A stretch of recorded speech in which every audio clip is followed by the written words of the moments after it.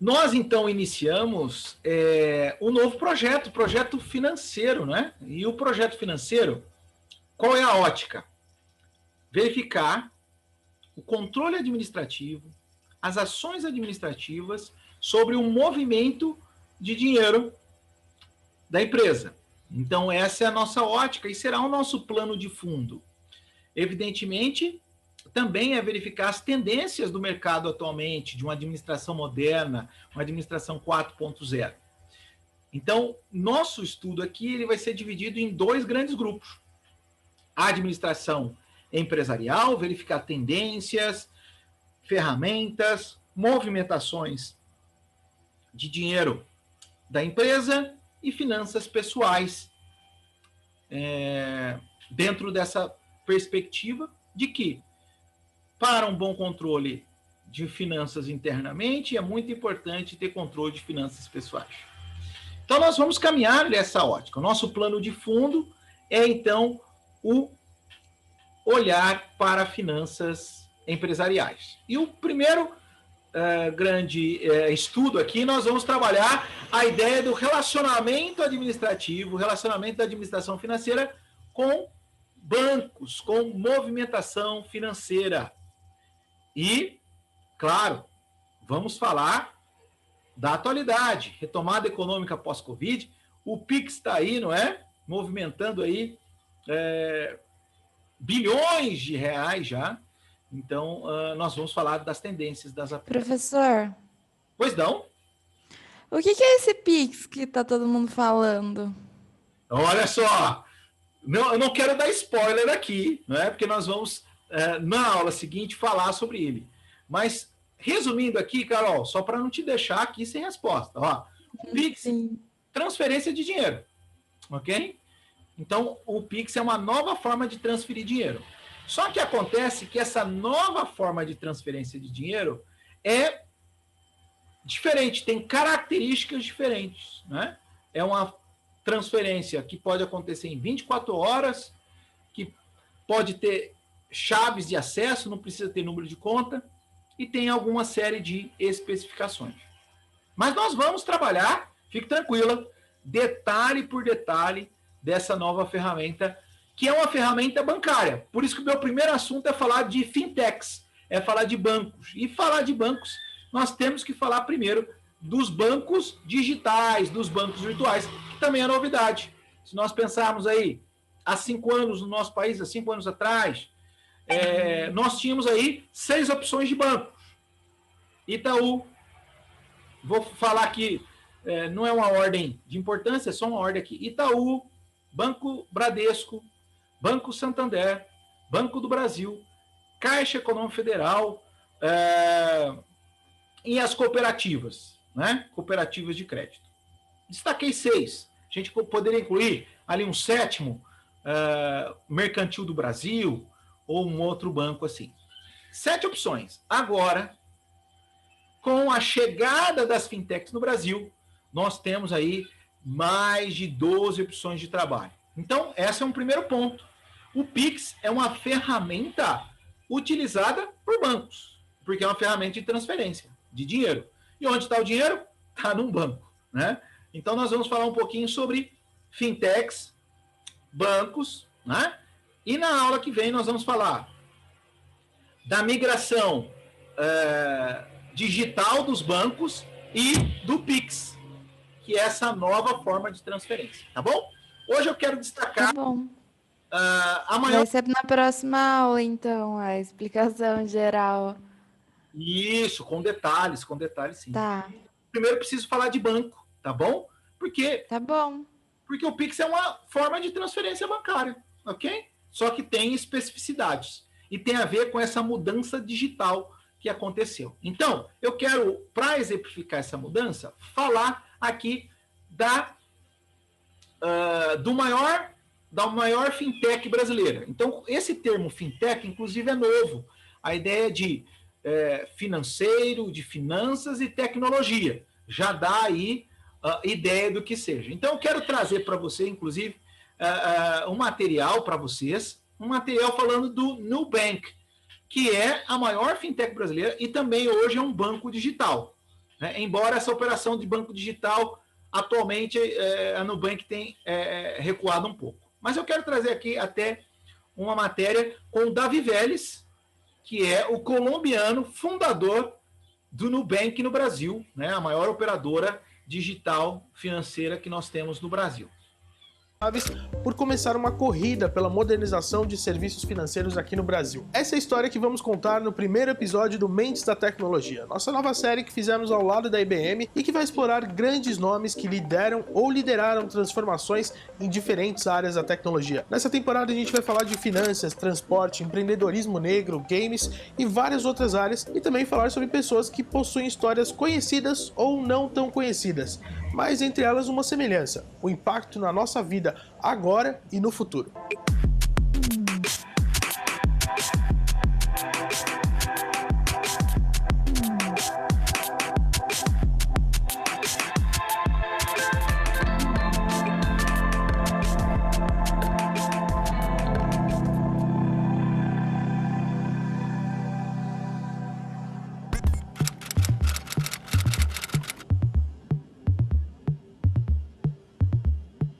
Apesar de Vélez ter ajudado a transformar o setor financeiro aqui no Brasil com o Nubank, a verdade é que sua história como empreendedor começou muito antes disso, lá em Medellín, uma cidade colombiana onde ele nasceu e logo cedo começou a dar sinais que tinha tino para os negócios. Isso porque Vélez iniciou seu primeiro negócio aos 12 anos de idade, trabalhando na fábrica de botões do pai durante o verão para investir, em uma vaca.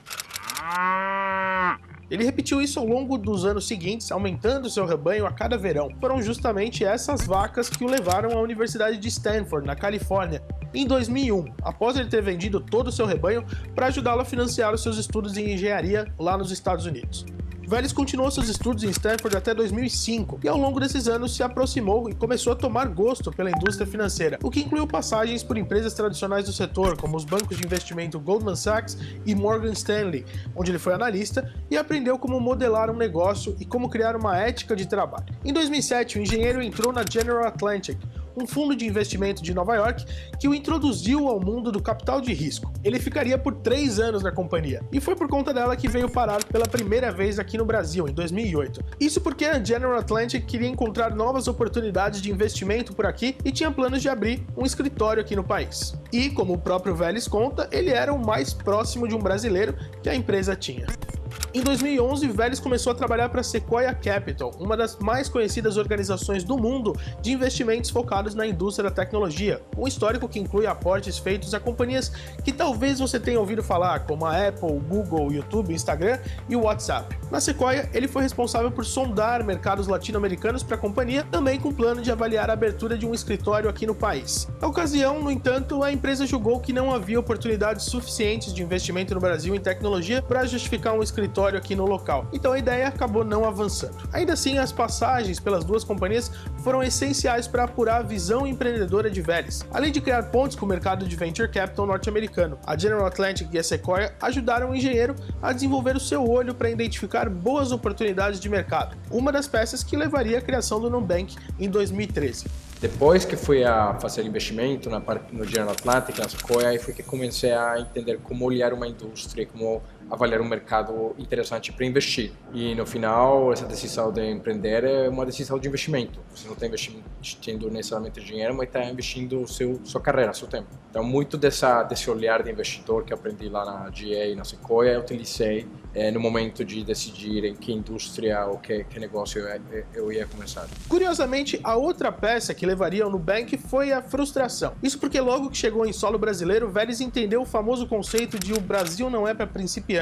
Afinal, chegar aqui é fácil, mas viver no Brasil, aí já é um negócio bem diferente. Boletos, filas, burocracia, tudo isso virou parte do cotidiano do colombiano e logo começou a incomodar. Tentar fazer tudo era difícil. Pegar um celular era difícil, abrir uma conta banco difícil, achar um apartamento para alugar era difícil, muita frustração para organizar uma vida aqui do zero. E aí foi que comecei a pensar nessas oportunidades. Vélez resolveu então pedir demissão da Sequoia e passou mais ou menos 3 meses analisando esses problemas brasileiros. Afinal, onde há um problema, há uma oportunidade de resolvê-lo. Ele tinha em mão uma lista de umas 5 ou 6 ideias de diferentes setores para empreender e começou a conversar com pessoas do mercado para avaliar cada uma delas. Uma dessas ideias para um empreendimento no setor financeiro foi aquela que deu origem ao Nubank. Mas, como você pode imaginar, a recepção não foi muito boa entre grandes executivos do setor. Eu falei com muito investidor brasileiro, todo mundo falava, olha, Davi, você não conhece o Brasil, você é gringo, que no Brasil não dá para concorrer contra esses grandes bancos, eles têm muito poder, eles têm muito mercado, eles controlam o governo, controlam o regulador, não dá para competir contra essa gente e os brasileiros não querem internet, não tem internet, a internet é devagar, enfim, um monte de argumentos e no final o que eu senti que tinha muito medo em tentar concorrer contra esses grandes bancos. Quando a gente começou lá em 2012, primeiro, o termo fintech não existia. Segunda coisa, você era considerado meio louco de entrar num mercado já extremamente consolidado, com a presença muito forte de poucos bancos. Então, o que mais se questionava era assim, mas como assim, você vai atuar num setor que já tem domínio completo de 5, 6 bancos, não tem o que fazer muito nesse espaço. E hoje a gente só olhava assim, na verdade tem muita coisa para fazer, porque tem muito problema. E usando tecnologia a gente consegue chegar lá. Frente a esse medo de investidores locais, o colombiano teve que, curiosamente, olhar para o Vale do Silício e levar a ideia de volta para a Sequoia, desta vez como alguém oferecendo uma oportunidade de investimento para velhos colegas de trabalho. E depois de alguma análise, o investimento foi aprovado. A mentalidade do Vale do Silício é completamente oposta. A mentalidade de um Sequoia, do Vale do Silício, é investir em empresas pequenas que vão lá brigar com empresas grandes. Você entende que a velocidade é uma grande vantagem, que esse senso de urgência, que é a capacidade de inovar, da criatividade. Essas qualidades são perdidas quando as empresas crescem demais. Para alguém como a Sequoia, essa oportunidade de ser pequeno contra gigantes é uma oportunidade fantástica. E aí foi que eles decidiram investir. Ainda assim, mesmo com o investimento em mãos, Vale se deu conta de que não conseguiria levar o projeto para frente sem o apoio de cofundadores que trouxessem conhecimentos que ele não tinha. Foi aí que entraram Edward Weibel e Cristina Junqueira, cofundadores que até hoje fazem parte da empresa. Eu basicamente tinha dois grandes gaps no meu background. Tinha um grande gap relacionado a conhecimento local de bancos. Eu sou estrangeiro, nunca tinha trabalhado para um banco brasileiro, então eu procurei alguém que tivesse essa experiência e aí eventualmente cheguei a Cris. E também eu queria construir uma empresa de tecnologia, mas eu não sabia como entrevistar necessariamente um engenheiro. Aí procurei por pessoas que tinham esse conhecimento e cheguei ao Edge e aí eles dois entraram como cofundadores. Com esse trio, nasceu o Nubank, uma startup bem distante do centro global da inovação tecnológica no Vale do Silício, mas ainda assim na Califórnia. Bem, na rua Califórnia, no bairro do Brooklyn, em São Paulo, em uma casa alugada e bastante despretensiosa. Mas se a primeira sede do Nubank era despretensiosa, na empresa não faltava pretensões. Ao começar pelo nome, Nubank, uma empresa que, apesar de ter começado oferecendo apenas cartões de crédito, já tinha no próprio nome a pretensão de se tornar um banco.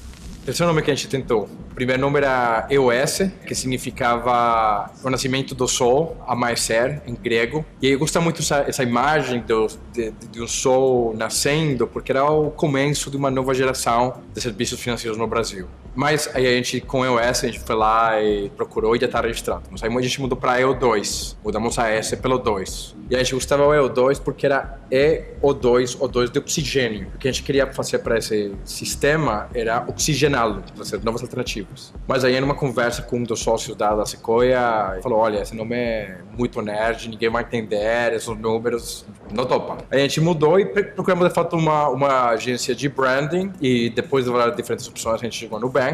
O que a gente gosta do Nubank é especificamente a parte do nu, que por um lado é pelado, sem roupas, que acho que fala um pouco do que a gente quer fazer da nossa marca, transparência, simplicidade, quebrar essa complexidade que esse universo de serviços financeiros tem. Por outro lado, está a parte de new, de alguma coisa nova num setor que está tão consolidado, que por tanto tempo não teve muita inovação. Em maio de 2013 estava fundado o Nubank, que 5 anos depois se tornaria uma das maiores fintechs do país, ajudando inclusive a disseminar esse termo pelo Brasil. Mas o que exatamente é uma fintech? Bom, como o próprio nome sugere, uma fintech nada mais é do que uma empresa do setor financeiro que aposta pesadamente em tecnologia para oferecer os seus serviços. Eu entendo que fintech hoje é uma categoria separada, a gente trata ela de forma apartada, mas para mim ela é uma evolução da forma como serviços financeiros são prestados. Durante muito tempo a gente teve um modelo mais antigo, de grandes instituições prestando serviços, às vezes vários serviços financeiros diferentes, mas com uma experiência não tão boa de uma forma geral. E aí você começou a ver as fintechs mudando um pouco essa dinâmica e sendo super especializada naqueles tipos de serviço que elas prestam. Então a gente tem fintechs hoje que segmentos como crédito, a gente tem fintechs de gestão financeira, de investimentos, novos bancos, né, neobanks que a gente chama, e aí a gente começa a ver elas de uma forma que no começo apartadas, super segmentadas, mas cada vez mais fazendo parte da realidade do mercado financeiro. Essa é a base do Nubank e de tantas outras empresas do setor que ganharam espaço ao redor do mundo nos últimos anos e já mudaram consideravelmente algumas áreas do mercado financeiro. Para se tornar o que a empresa é hoje, no entanto, o Nubank teve que começar do começo, com seus primeiros 12 colaboradores. E como o próprio Davi Vélez conta, o fato da companhia ter nascido em um sobrado na zona sul da cidade, de certa forma, ajudou a filtrar os primeiros funcionários, garantindo que só quem realmente acreditasse na proposta da empresa estivesse lá dentro. Tinha dois tipos de pessoas. Tinha as pessoas que iam lá e te convidavam para se entrevistar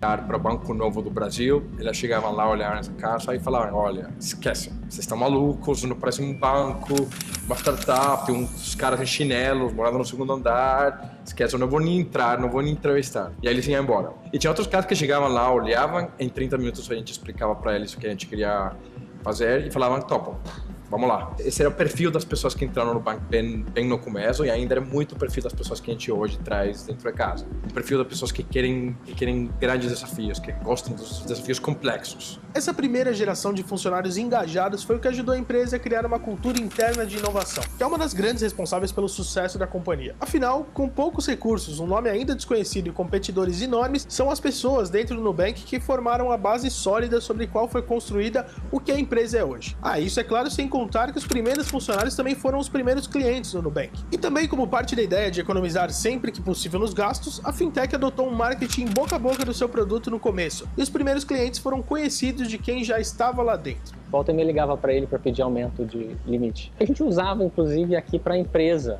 então para fazer despesa, pagar alguns serviços internacionais, a gente ia usar o cartão de crédito. E o cartão de crédito corporativo que a gente tinha dos bancos tradicionais aqui do Brasil não funcionava, não conseguia aprovar, era uma loucura. E aí eu liguei para ele e pedi um aumento de limite porque eu tinha que pagar a Amazon, tinha que pagar a Facebook. Pouco a pouco isso foi criando curiosidade no público e chamando a atenção. Bom, como assim um cartão de crédito sem anuidade? Como assim tudo controlado dentro do aplicativo? E como assim juros abaixo do mercado? O que a gente via nesse mercado era um mercado completamente comoditizado. Todos os cartões eram iguais. As pessoas realmente não tinham já interesse de escolher um cartão para o outro. Os bancos puxavam o cartão para as pessoas, eles ligavam telemarketing, enviavam para você na casa se você pedir, realmente completamente comoditizado. E o que a gente imaginou foi, tá bom, vamos criar um produto muito diferente de tudo o que existe lá no mercado, criar um produto focado no cliente, um produto que seja tão bom para o cliente que ele vai querer utilizar e querer falar para seus amigos. A gente desenhou toda a experiência do cliente dentro da casa, o fato que a gente não cobrava tarifa nenhuma, que lógico ajudava, mas também a experiência digital, o fato que você pedia no aplicativo, que não tinha que ir para uma agência, que a gente provava na hora, não tinha que esperar. Criamos uma experiência muito, muito boa. E aí esse produto começou a se vender sozinho. Na verdade, a gente nem esperava que tivéssemos essa viralidade. Ninguém no mercado viu um cartão de crédito viral. Isso não tinha acontecido, então teria sido arrogante a gente esperar, pretender que isso ia acontecer. O crescimento foi inesperado, e como você pode imaginar, isso trouxe algumas dores de cabeça para a companhia. Afinal, o Nubank ainda era um novato e tinha uma quantidade limitada de capital à sua disposição, então foi necessário se virar para dar conta desse crescimento. Começaram vários meses onde os pedidos aumentavam exponencialmente. A gente não tinha uma equipe para atender esses clientes, a gente não tinha modelos de crédito suficientemente robustos para aceitar todo mundo. Aí a gente teve que criar uma lista de espera. E o que foi interessante é que essa lista de espera que a gente criou para parar um pouco a demanda causou ainda mais demanda, porque as pessoas agora era um produto criar algum tipo de escassez. As pessoas queriam esse cartão. Mas é claro que esse crescimento não assustou ninguém dentro do Nubank, muito menos Davi Vélez. Embalado por essa viralidade, a empresa passou de 30 pessoas para 150 entre 2014 e 2015, e logo era hora de dar mais um passo para permitir que esse crescimento continuasse, ir para uma nova sede. Foi aí que o Nubank se mudou para o atual espaço que ocupa, um moderno prédio na Avenida Rebouças, em São Paulo, que tem a cara da startup. Ele é todo roxo por dentro, tem um café aberto ao público e um deck de madeira no topo do edifício que é usado por funcionários para relaxar em eventos da própria companhia ou quando quiserem. Quando terminou a mudança, o Nubank já tinha mais de 350 funcionários, e foi mais ou menos nessa época, em meados de 2016, que a empresa começou a incomodar os grandes bancos. É claro, ninguém quebrou por conta da startup. Os 5 grandes bancos brasileiros continuam aí firme e fortes e dominando o mercado. Mas era claro que o Nubank estava fazendo alguma coisa bem certa. Afinal, como podia uma empresa financeira ter conquistado não só uma grande quantidade de clientes, mas também uma boa quantidade de fãs em tão pouco tempo? Hoje, você consegue enxergar o Nubank como uma das únicas empresas dentro do mercado financeiro brasileiro, onde as pessoas fazem militância a favor de um produto financeiro. É interessante pensar que as fintechs que conseguem acertar e fazer esse trabalho bem feito como a própria Nubank, eles não conseguem simplesmente consumidores, eles têm fãs de verdade. Essa base de fãs, que são usuários do Nubank, eles mudam realmente a dinâmica da forma como, inclusive, o próprio brasileiro enxerga prestadores de produtos e serviços financeiros no Brasil. Isso motivou uma corrida por parte dos concorrentes para criar serviços que atraíssem o público de forma semelhante, prometendo principalmente mais agilidade, simplicidade e transparência. Aí entram iniciativas que você talvez já tenha ouvido falar, como o Banco Inter, o Banco Original, que lançou em uma operação de varejo 100% digital em 2016, e também o Next, que é um banco digital montado pelo Bradesco no ano passado. Muitas dessas instituições estão criando seus espaços de inovação, estão criando programas de aceleração para estar próximo das fintechs, e isso é uma tendência. Eu acho que todos eles precisam, e já entendem que eles precisam transformar um pouco a forma como eles se relacionam com o cliente, e isso tem acabado subindo a barra no mercado financeiro como um todo. O que eles fazem está nos ajudando, porque eles estão ajudando a criar uma nova categoria, que são produtos 100% digitais. E é um mercado muito grande, então realmente tem espaço para todo mundo, tem muito espaço para novos entrantes. Com toda essa movimentação de concorrentes, é claro que também o Nubank não ficaria parado, tirando proveito só de seu cartão de crédito de sucesso. Aos poucos, a empresa começou a introduzir novas ofertas para seus clientes. Em agosto de 2017, a empresa lançou um programa de recompensas, permitindo que clientes apaguem compras feitas no cartão de crédito usando pontos acumulados. O serviço é apelidado de Nubank Rewards, e assim como outras ofertas do Nubank, tem uma característica própria que o diferencia do padrão do mercado, que é que os pontos nunca expiram. O grande passo seguinte foi anunciado em outubro de 2017 e lançado oficialmente em junho deste ano, que é a NuConta. O serviço oferece uma conta digital gratuita aos clientes que pode ser usada para pagar boletos de água, de luz, de telefone, e também funciona como uma alternativa de investimento, com uma rentabilidade constante do dinheiro mantido lá na NuConta. A NuConta também é um serviço aberto para qualquer um que queira fazer o cadastro e não exige que o cliente tenha um cartão do Nubank. Hoje o serviço já tem mais de 2,5 milhões de usuários e sinaliza ter uma grande importância estratégica para o futuro da empresa. Foi algo que já a gente tinha planejado desde o começo, né? Nossa ambição sempre ter sido ser uma plataforma de serviços financeiros completa, necessariamente um cartão. Até por isso que nosso nome não é Nucard, né? É Nubank. Então a gente sempre sabia que íamos chegar a esse momento, mas fazia muito sentido estratégico começar com cartão de crédito, montar uma marca forte, criar uma plataforma de tecnologia, conseguir clientes para depois lançar a conta digital. E um passo grande para a gente, porque das grandes frustrações de todo mundo aqui no Nubank é que com um produto como cartão de crédito a gente tem que falar não muito mais do que sim. A gente já tem mais de 20 milhões de pessoas que pediram cartão no Nubank e a gente falou não, você não pode ter esse produto, que é muito frustrante, mas por definição, por ser um produto de crédito e ter risco de crédito, a gente não consegue falar sim para todos. Com um produto como o cartão, como a NuConta, a gente consegue falar sim para todo mundo.